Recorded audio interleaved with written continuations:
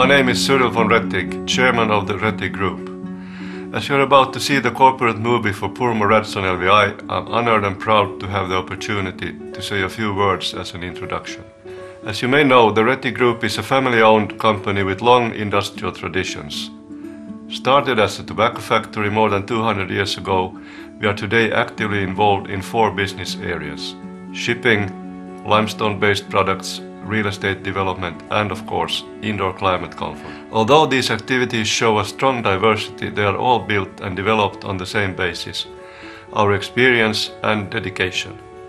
For example, we took an interest in Nordkalk 100 years ago, and we are still actively involved today.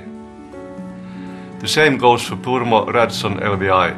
When we acquired a small metal factory in Purmo, Finland more than 40 years ago, we committed ourselves to make it a success.